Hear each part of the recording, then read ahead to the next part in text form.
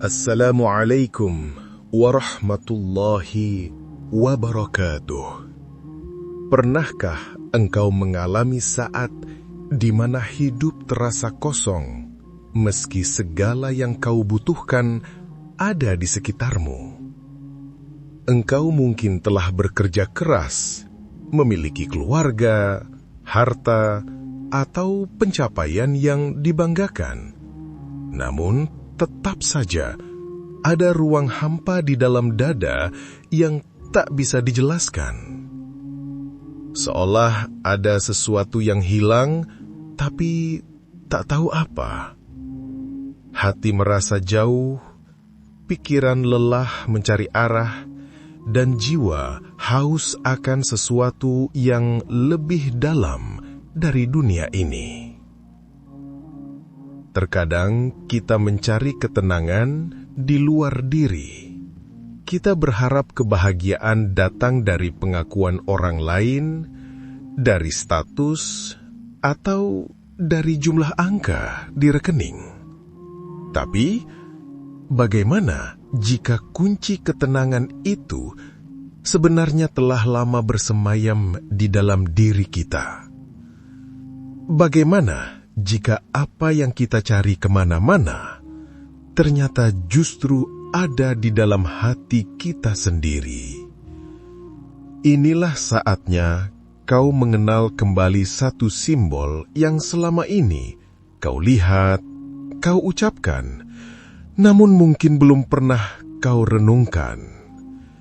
Satu garis lurus yang berdiri tegak, sebuah huruf pertama dalam abjad Arab, namun maknanya melampaui sekadar tulisan.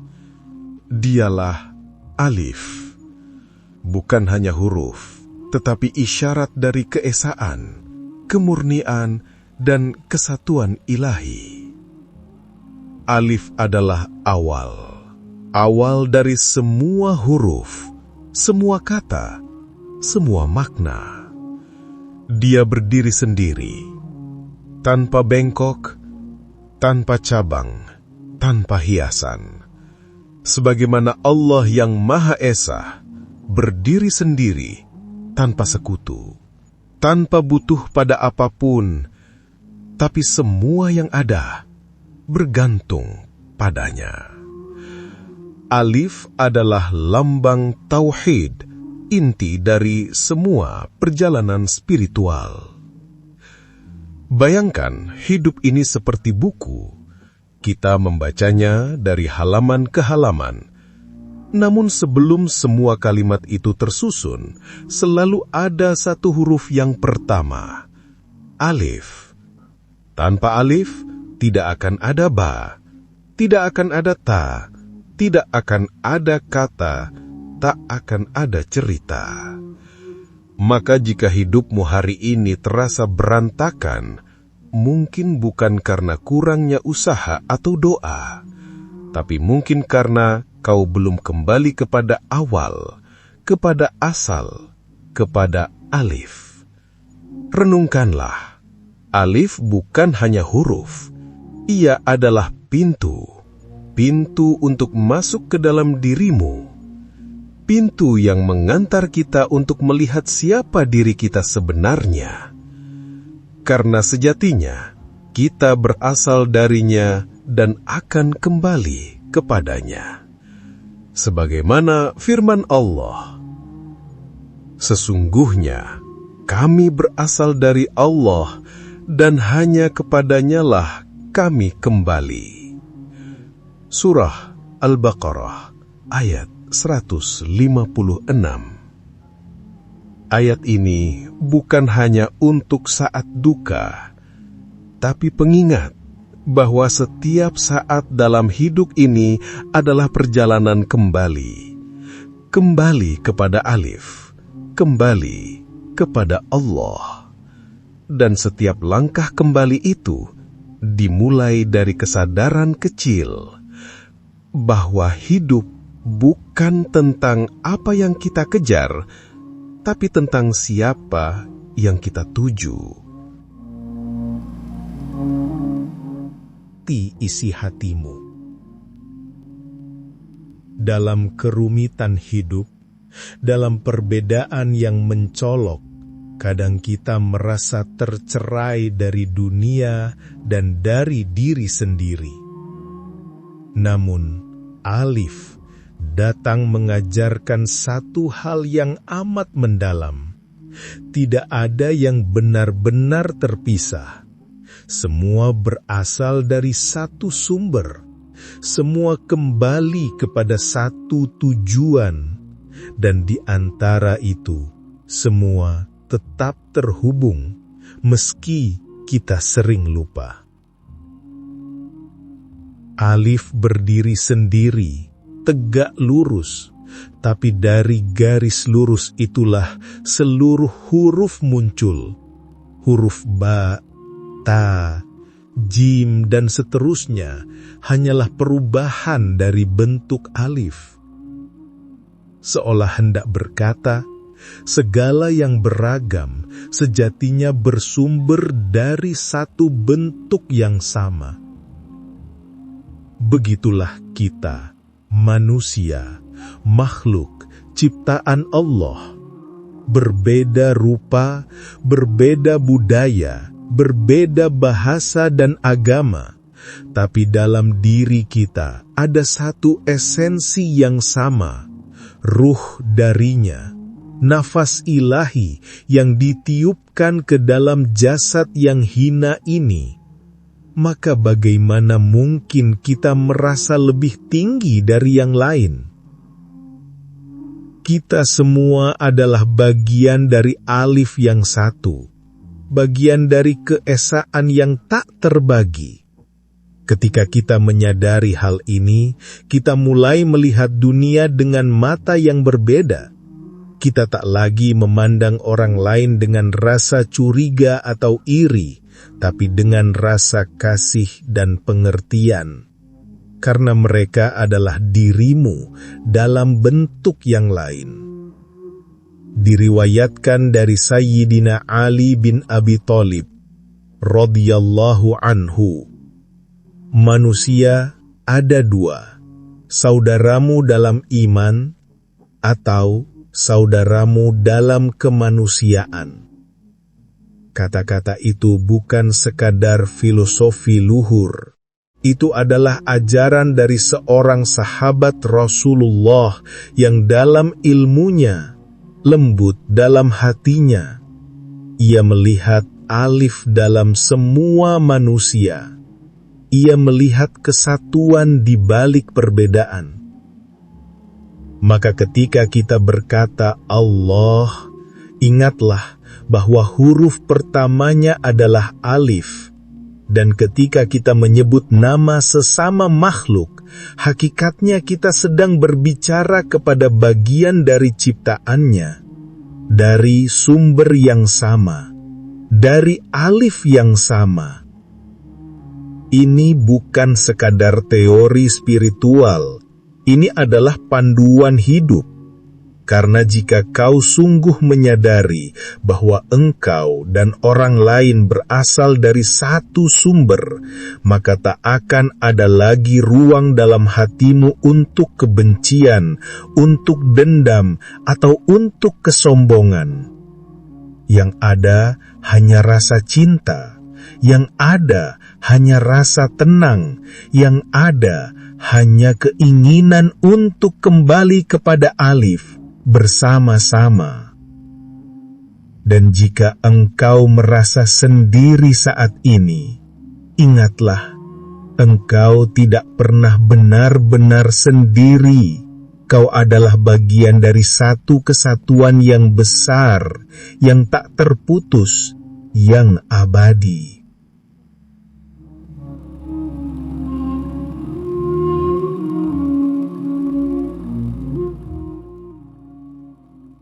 Saudaraku, pernahkah engkau bertanya, di mana letak Tuhan yang kita sembah itu? Di langitkah? Di balik awankah? Atau jauh di luar jangkauan mata dan akal kita?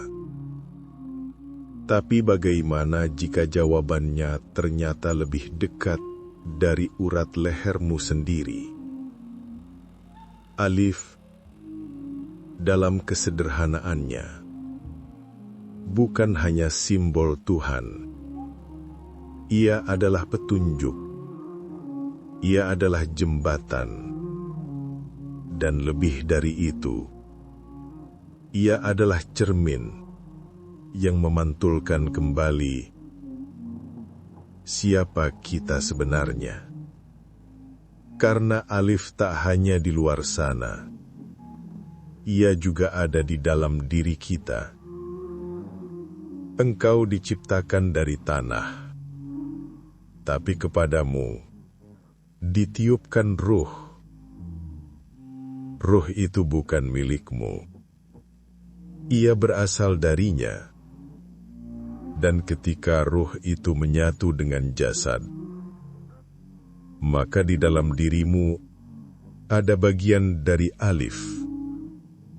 Ada percikan cahaya dari Sang Maha Satu.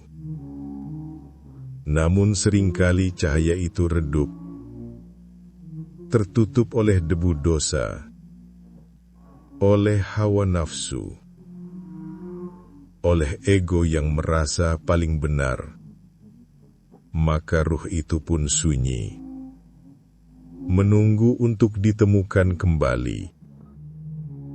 Alif hadir dalam setiap ibadah, dalam setiap lafaz Allah.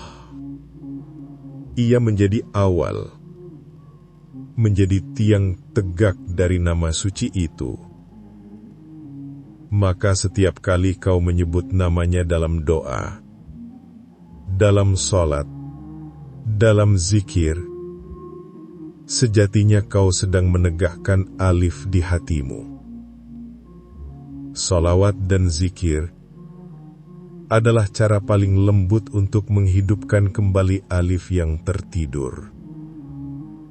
Dengan menyebut namanya berulang kali, dengan menyambut Rasulullah Sallallahu Alaihi Wasallam dalam sholawat yang penuh cinta, hati kita mulai kembali jernih. Cermin dalam jiwa mulai memantulkan cahaya, dan perlahan kita mengenali siapa diri kita yang sejati. Nabi Muhammad Sallallahu Alaihi Wasallam bersabda, "Ketahuilah, dalam jasad itu ada segumpal daging. Jika ia baik, maka baiklah seluruh jasad. Jika ia rusak, maka rusaklah seluruh jasad. Ketahuilah, ia adalah hati. Hati adalah tempat Alif bersemayam. Bukan karena Tuhan tinggal di sana, tetapi karena hati yang bersih bisa mencerminkan kehadirannya. Maka jangan biarkan hatimu menjadi gelap. Jangan biarkan ia dikotori oleh dunia. Ketika engkau bersujud, sejatinya bukan hanya tubuhmu yang tunduk, tapi egomu pun ikut dilepaskan. Kau akui bahwa tak ada kekuatan selain Dia. Itulah makna sujud yang hakiki. Kembali menjadi satu dengan Alif. Dan saat engkau berzikir, jangan hanya lantunkan kata, rasakan maknanya. Hayati tiap hembusan nafas. Karena dalam setiap detik yang berlalu, ada kesempatan untuk kembali, untuk pulang, untuk menghidupkan kesadaran bahwa engkau tidak terpisah dari Sang Pencipta. Alif adalah jalan pulang, bukan ke tempat asing, tapi ke dalam dirimu sendiri, ke tempat di mana kau dan Tuhan bisa kembali saling menyapa. Alif. Bismillahirrahmanirrahim.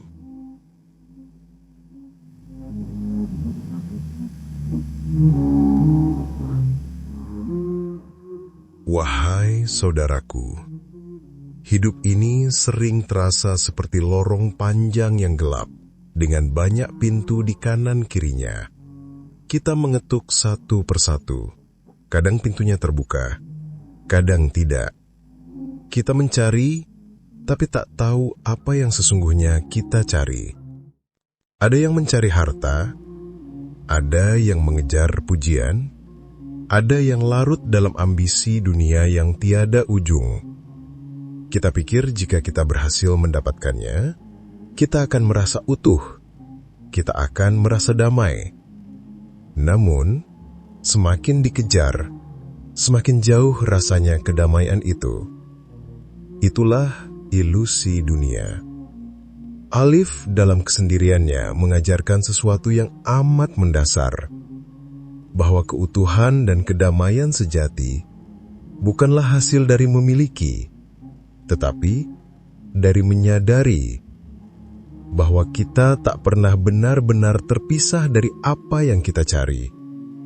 Seperti seorang anak yang tersesat, padahal rumahnya ada di balik bukit yang sudah lama ia lewati. Ia hanya perlu berhenti berlari dan mulai melihat dengan jernih. Begitu pula kita, ilusi yang membalut hidup ini seringkali membuat kita lupa siapa diri kita sebenarnya. Kita melihat diri sebagai pribadi yang rapuh, kotor, penuh kekurangan. Padahal, ada cahaya alif di dalam kita yang tidak pernah padam. Hanya tertutup. Kisah ulama besar Ibrahim bin Adham suatu kali menjadi pengingat. Dulu ia adalah raja yang hidup dalam kemewahan, namun hatinya gelisah. Hingga suatu malam, ia mendengar suara dari atap istananya. "Wahai Ibrahim, apakah engkau mencari Tuhan di atas randang emas?" Malam itu, ia meninggalkan tahtanya. Ia berjalan dalam keheningan, dan akhirnya menemukan ketenangan dalam kefakiran, dalam ibadah, dalam zikir yang sederhana. Karena ia menemukan alif di dalam dirinya. Saudaraku, untuk kembali kepada alif, kita tidak harus meninggalkan dunia, tapi kita harus melepaskan keterikatan yang membuat kita lupa kepadanya. Itulah sebabnya alif berdiri sendiri, tidak bergantung, tidak berlekuk. Ia mengajarkan kemandirian spiritual, bukan kesendirian, tapi kesadaran bahwa semua selain Allah adalah fana. Ketika kita bercermin di hadapan alif, kita tidak melihat siapa yang kita inginkan, tapi siapa kita sebenarnya. Dan itu butuh keberanian. Keberanian untuk menanggalkan topeng. Keberanian untuk melihat luka. Untuk mengakui dosa. Untuk menerima bahwa kita adalah hamba yang penuh kekurangan, namun tetap dicintai oleh Sang Pencipta. Alif adalah cermin. Dan dalam cermin itu, kau akan melihat bukan hanya dirimu, tapi juga dia.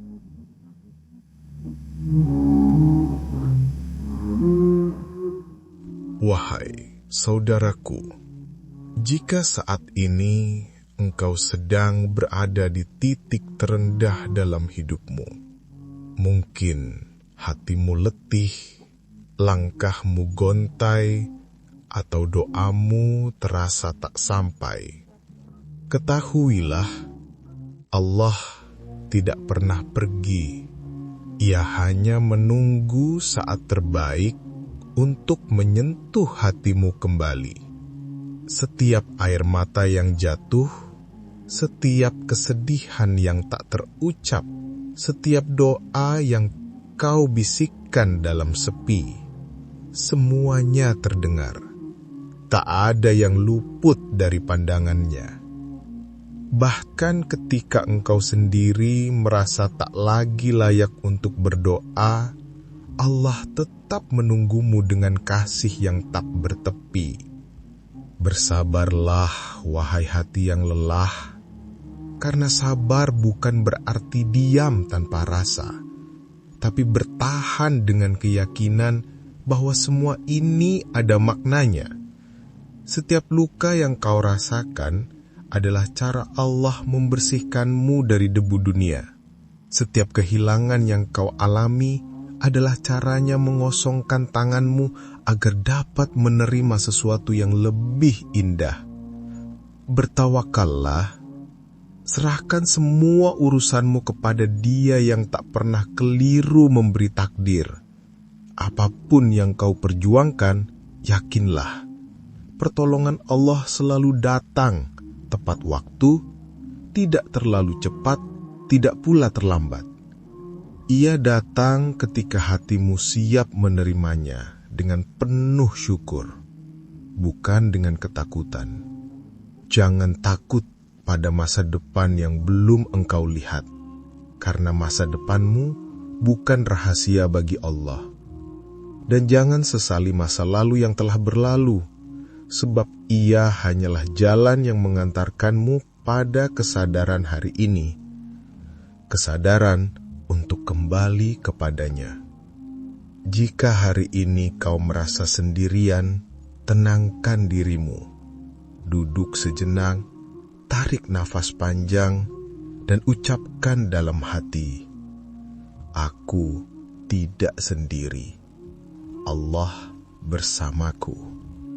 Dan itu cukup. Cukup untuk menenangkan badai, cukup untuk menguatkan langkah, cukup untuk membuatmu kembali tersenyum, walau pelan. Mari kita tundukkan kepala, rendahkan hati, dan panjatkan doa, "Ya Allah, ketika kami jauh, dekatkanlah. Ketika kami lemah, kuatkanlah. Ketika kami takut, tenangkanlah. Ketika kami lupa, ingatkanlah. Jadikan hati kami lurus seperti alif, tegak dalam sabar, tenang dalam tawakal, dan yakin bahwa setiap takdirmu adalah cinta yang menyamar." Amin ya Rabbal Alamin. Alhamdulillahi Rabbil Alamin. Segala puji bagi Allah yang selalu menuntun langkah kita, meski kita sering tersesat. Semoga setiap hati yang mendengar ini menemukan jalannya pulang. Dan semoga setiap langkah setelah ini menjadi langkah yang lurus menuju cahayanya. Wassalamualaikum warahmatullahi wabarakatuh.